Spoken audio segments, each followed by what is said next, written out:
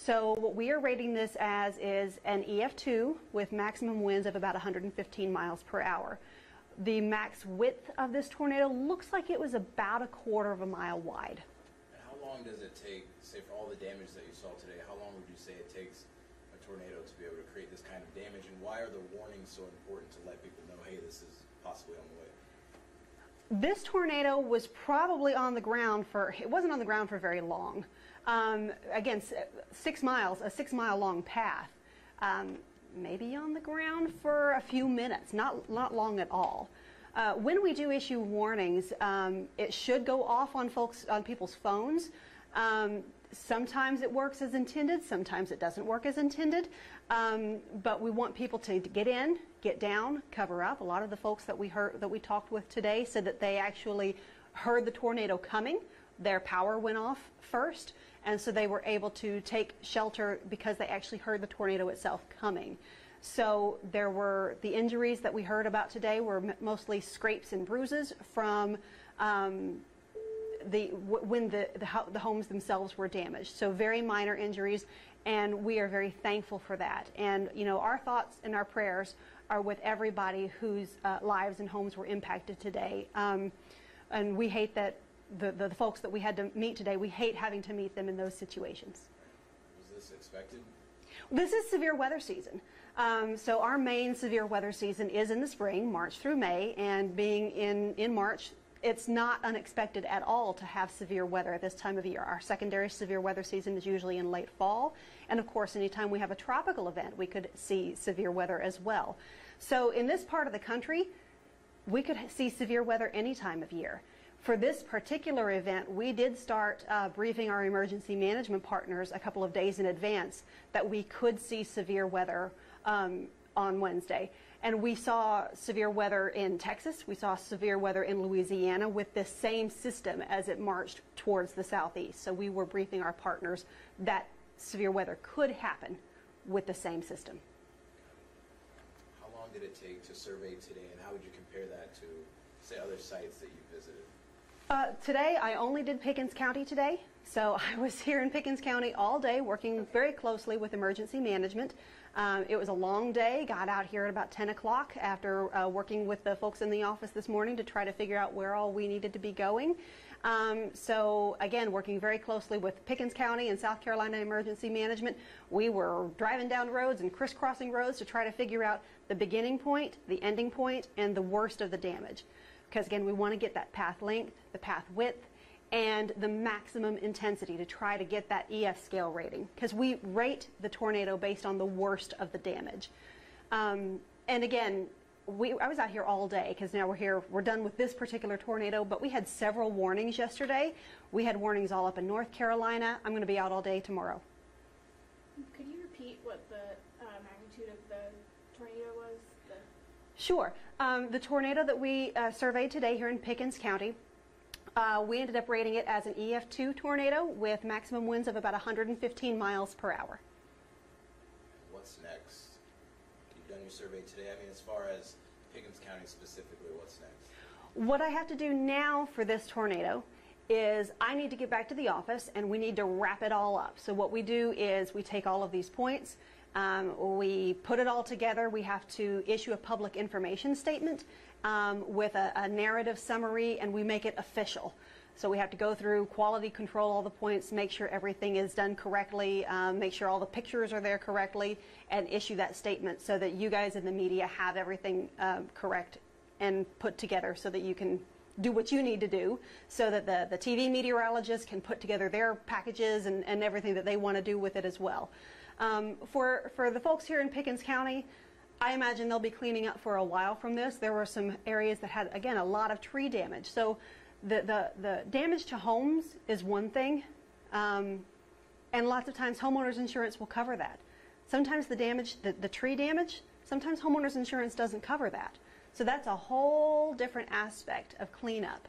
So I know that they'll be working closely with, you know, the Red Cross and other volunteer organizations, you know, maybe FEMA, things like that. But that's out of my area. So those are questions for maybe emergency management or those volunteer organizations. One more question, I guess. So maybe you can answer this. this, maybe this falls into your area. You're telling us how you've talked to so many different people at these sites.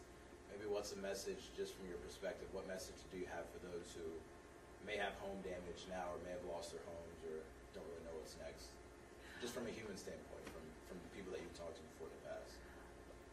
The important thing is always what we want people to understand from our point of view, from the National Weather Service. Again, we live in the community too.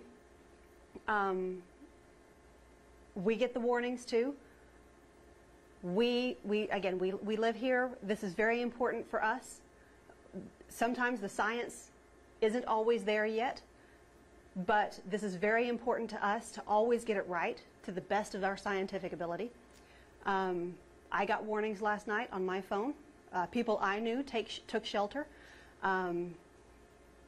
This is very important to us to be part of the community. We're the National Weather Service, but we're the National Weather Service in Greenville-Spartanburg. This is part of our community, and we love it here. All of our forecasters love it here, and this is part of our lives. So for the people here who have been impacted, we're with you. We want to be here for you, and what's important for the folks here in the Western Carolinas and Northeast Georgia is to always have multiple ways to receive warnings. Always be prepared for severe weather, because we can have it again any time of year. Watch your favorite television station. Watch your favorite TV meteorologist. Be prepared when severe weather is on its way. Know your family action plan. Know where to go in the event of severe weather. The kids in the area are usually prepared for severe weather at school, but are you guys prepared at home? Do you go through your family action plan? Do you have that emergency preparedness kit? Do you know what to do when severe weather hits? And do you have that kit ready to go if a tornado hits your home? And it's not just about tornadoes. It could be a severe thunderstorm and a tree falling on your home. And really, most of the fatalities in our area are from flash flooding. Do you know what to do if you're impacted by flash flooding? If you're out camping and you're camping by a creek, do you know what to do if that creek is starting to rise? Are you prepared? Are you part of a weather-ready nation? It's really important, because most of the time, these hazards are weather hazards.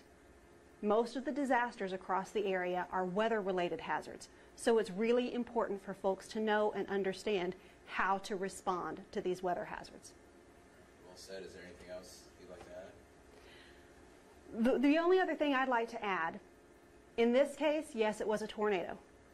But it doesn't really matter in the end if the wind is straight or in circles. Okay? If a tree falls on your house, it could ruin your lives, it could ruin your livelihood. Please heed all warnings that are issued. I know that we issue a lot of severe thunderstorm warnings. Summertime is going to be coming up. Those severe thunderstorm warnings are going to be issued more and more. But please take them seriously, because we get a lot of trees that fall in the summer, and we do want people to take them seriously. And I know we just finished with this storm, but is there anything on the radar for people in our area that you guys know of right now? I know the weather changes all the time, but just where we stand. Well, right now, we're looking at quieter weather in the next couple of days. The one thing that we're seeing for right now, getting into a little bit of meteorology. We're coming out of a La Nina winter. Somebody was asking me about this on the road today. We're coming out of a La Nina winter. It's not uncommon to have a little bit more of an active severe weather season coming out of a La Nina winter. It's not a guarantee, but sometimes it does seem to happen every once in a while that we have a little bit more of an active severe weather season when we come out of a La Nina winter. Again, it doesn't always happen that way, so it doesn't mean that we will necessarily have more tornadoes this year. But again, just go through that family action plan. And a couple of little things, everybody knows the typical get in, get down, cover up. But 80% of all tornado fatalities are due to head trauma. So just a couple of little tips. If you have a helmet and you're taking shelter, go grab your helmet and put it on. Maybe you might look a little silly, but it might save your life. If it's the middle of the night, if you have time, go grab your shoes. Because we saw some houses today that had broken windows, that there was insulation and, you know, roofing nails everywhere. You don't want to be walking around barefoot. So little things like that. When there's severe weather in the area or there's a chance of severe weather, have those things, your helmet and your shoes, as part of that preparedness kit right beside your bed if you're looking at severe weather late in the overnight hours or late in the evening.